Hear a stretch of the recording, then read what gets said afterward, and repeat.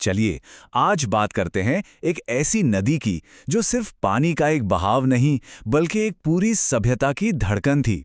हम बात कर रहे हैं गंगा की और ये समझने की कोशिश कर रहे हैं कि आखिर कैसे इस एक नदी ने प्राचीन भारत के इतिहास को बनाया, उसे पाला पोसा और एक नई दिशा दी।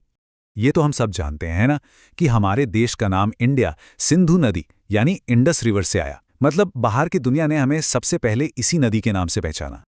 लेकिन एक मिनट, क्या जिस नदी ने हमें नाम दिया वही हमारी सभ्यता का दिल भी थी, या फिर असली कहानी कहीं और किसी दूसरी नदी के किनारे पनप रही थी? चलिए इसी सवाल की तह तक चलते हैं।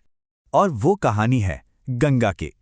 जरा देखिए गंगा और उसकी सहायक नदियों के जबरदस्त नेटवर्क को। ये वो इलाका था जो सिंधु से भी कहीं ज्यादा उपजाऊ था और सही मायनों में यहीं पर भारत की असल क्लासिकल सिविलाइजेशन ने जड़ें जमाई।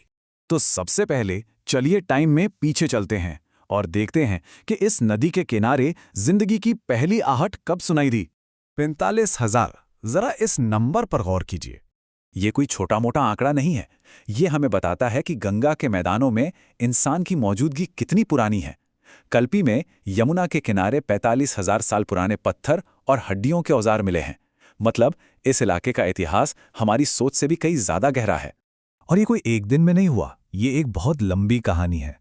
सोचिए 45,000 साल पहले के शिकारी संग्राहकों से लेकर धीरे धीरे खेती करने वाली बस्तियां बसने लगी और फिर लगभग 1100 BCE के आसपास हमें अर्ध शहरी जीवन के पहले संकेत मिलते हैं। इसे हम पेंटेड ग्रे वेयर कल्चर कहते हैं। ये लोग अपने खास तरह के मिट्टी के बर्तनों और छोटे छोटे कस्बों की शुरुआत के लिए जाने जाते हैं। तो बस्तियां बस गईं, लेकिन गंगा सिर्फ जिंदगी देने वाली नदी नहीं रही। अब वो लोगों, विचारों और संस्कृति को एक जगह से दूसरी जगह ले जाने वाली एक धमनी बन गई। और इसका सबसे दिलचस्प सबूत मिलता है हमारे दो महान महाकाव्यों में। देखिए, महाभारत की पूरी कहानी ऊपरी गंगा घाटी के आसपास घूमती है, लेकिन जब हम रामायण पर आते हैं तो कहानी का केंद्र पूर्व की ओर मध्य गंगा घाटी में खिसक जाता है। ये सिर्फ कहानियों का लोकेशन बदलना नहीं था, ये असल में लोगों और सत्ता के केंद्र के पूर्व की ओर खिसकने का एक आईना है। इस ईस्टवर्ड शिफ्ट की एक झलक हमें एक पुरानी कहानी में भी मिलती है। शतपथ ब्राह्मण में एक कथा है राजा विदेग माधव की। इसमें अग्नि देवता उनके आगे आगे चलते हैं और घने जंगलों को जलाकर रास्ता बनाते हैं। इतिहासकार मानते हैं कि ये कहानी असल में पूरब की तरफ खेती के विस्तार का एक सिंबॉलिक तरीका है बताने का। तो सवाल यह है कि यह विस्तार मुमकिन कैसे हुआ? भाई, इतने घने जंगल थे। जवाब एक मेटल में छिपा है, लोहा। लोहे की मजबूत कुल्हाड़ियों से ही उन घने जंगलों को साफ करना और खेती के लिए जमीन तैयार करना पॉसिबल हो पाया। अब जैसे जैसे बस्तियां बढ़ीं और शहर बने, गंगा का रोल और भी बड़ा हो गया। अब ये सिर्फ खेती के लिए नहीं बल्कि पावर का सोर्स बन गई। यहां एक ज्योग्राफिकल टर्म समझना जरूरी है, दोआब। इसका सीधा मतलब है दो नदियों के बीच का इलाका। और गंगा यमुना का दोआब तो आप समझिए दुनिया के सबसे फर्टाइल इलाकों में से एक था। जाहिर है खेती पर टिके साम्राज्यों के लिए ये एक परफेक्ट जगह थी। और यहीं इसी उपजाऊ जमीन पर भारत के पहले बड़े राज्य पनपे, जिन्हें हम महाजनपद कहते हैं। काशी, कोसल, अंग और इन सब में सबसे ताकतवर मगध। इन सब की ताकत की जड़ गंगा के मैदानों की जबरदस्त खेती ही थी। मगध की कामयाबी का एक बहुत बड़ा राज था उसकी राजधानी पाटलिपुत्र। इसकी लोकेशन देखिए, ये गंगा और सोन नदियों के संगम पर थी। एक तरफ तो ये एक नेचुरल जल दुर्ग यानी पानी का किला बन जाता था, और दूसरी तरफ व्यापार के सारे रास्ते इसके कंट्रोल में थे।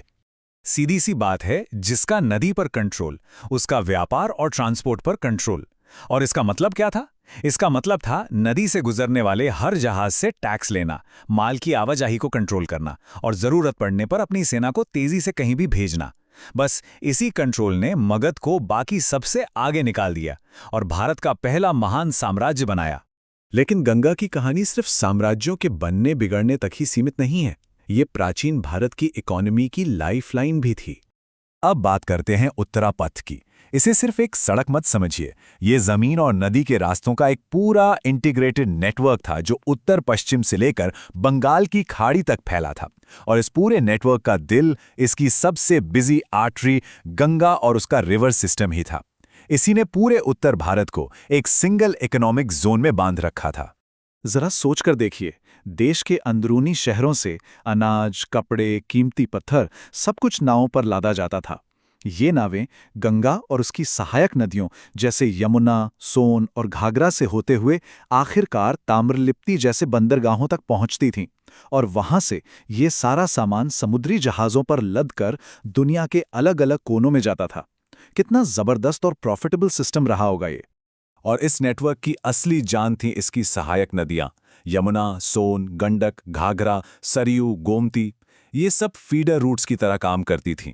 मतलब दूर दराज के इलाकों से कच्चा माल और बना हुआ सामान लाकर गंगा की मुख्य धारा में मिला देती थीं। इन्हीं की वजह से पूरा नॉर्दर्न प्लेन एक सिंगल इकोनॉमिक सिस्टम में जुड़ पाया और यह सिलसिला सदियों तक चलता रहा। बाद के बड़े बड़े साम्राज्य जैसे गुप्त साम्राज्य, उनकी ताकत और दौलत का राज भी इसी नदी सिस्टम पर कंट्रोल ही था। विष्णु पुराण में तो साफ साफ लिखा है कि गुप्तों का शासन उन इलाकों पर था जो गंगा के किनारे बसे थे। तो कुल मिलाकर पहली बस्तियों से लेकर बड़े बड़े साम्राज्यों तक गंगा ने हर मोड़ पर एक सेंट्रल रोल निभाया। ये वो स्टेज था जिस पर इतिहास के बड़े बड़े नाटक खेले गए। ये वो सोर्स था जिससे जिंदगी चलती रही और ये वो आर्टरी थी जिसमें व्यापार और संस्कृति का खून बहता रहा। और ये सब हमें एक बहुत बड़े सवाल पर लाकर छोड़ देता है।